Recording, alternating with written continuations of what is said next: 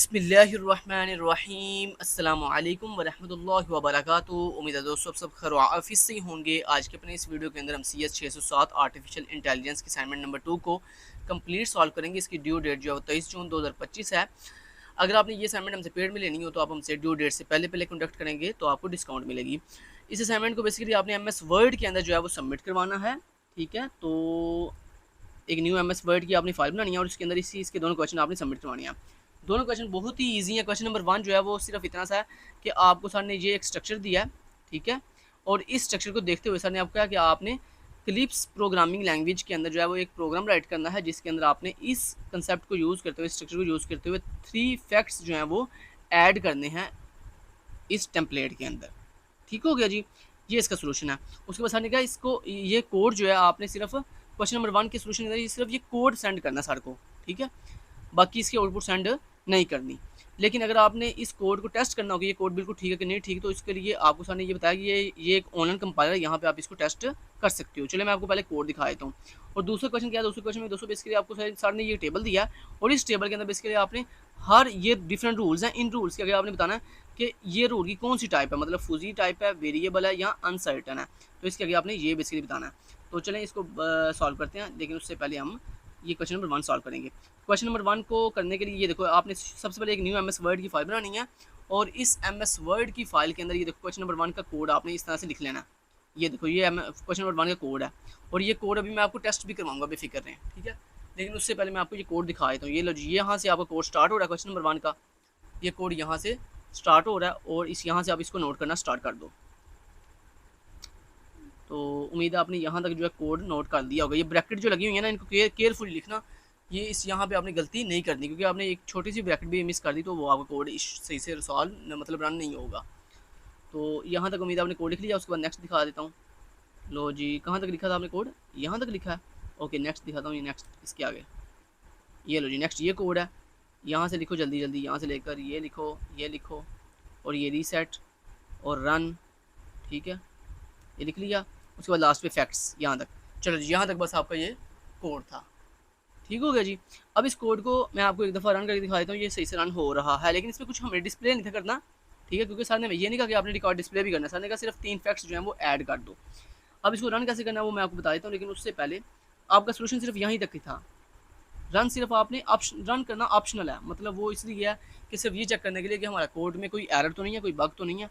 ठीक हो गया। बाकी मैंने आपको कोड जो है वो दिखा दिया, कोड मैंने आपको समझा दिया, दिखा दिया। ये लो, यहाँ तक सिर्फ आपका कोड था, मतलब क्वेश्चन नंबर 1 का सोल्यूशन सिर्फ यहाँ तक था। अब हम इसको एक दफ़ा टेस्ट करने के लिए एक काम करते हैं। ये जो लिंक आने में दिया है इस लिंक को हम यहाँ से करते हैं कॉपी,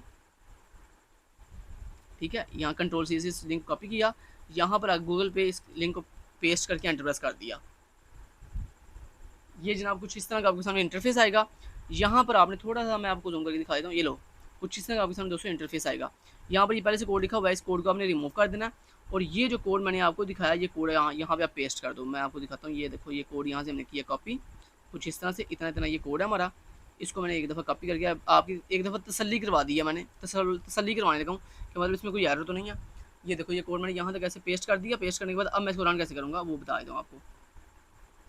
अच्छा जी, तो दोस्तों इसको रन करने के लिए ये थोड़ा आप पेज को नीचे लेके आओ और यहाँ पे देखिए ये लिखा हुआ रन। आप यहाँ पे रन के बटन पे क्लिक करो। अगर आपका यहाँ पे कोई एरर हुआ तो ये एरर बता देगा, अदरवाइज अगर कोई एरर नहीं होगा तो ये आपको बता देगा कोई नो एरर। ये देखो दोस्तों, कह रहा है स्टैंडर्ड इनपुट इज़ एम्प्टी, इसका मतलब कोई एरर नहीं है। अगर एरर होता तो ये हमें बता देता कि आपके कोड में जो है फलां लाइन के ऊपर एरर है। समझ रहे बात को? चलिए, जिसका मतलब हमने ये भी प्रूव कर लिया कि हमारा कोड बिल्कुल ठीक है।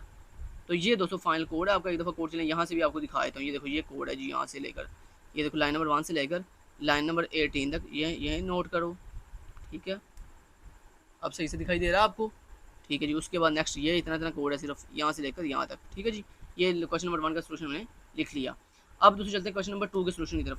क्वेश्चन नंबर 2 के अंदर बेसिकली हमने बताना था, टाइप बतानी थी, तो यहाँ पे दोस्तों ये टाइप हमने लिख दी है। अच्छा, मैं यहाँ पे आपको डिफरेंस बता देता हूँ फुजे में, वेरिएबल में और अनसर्टन में क्या डिफरेंस होता है।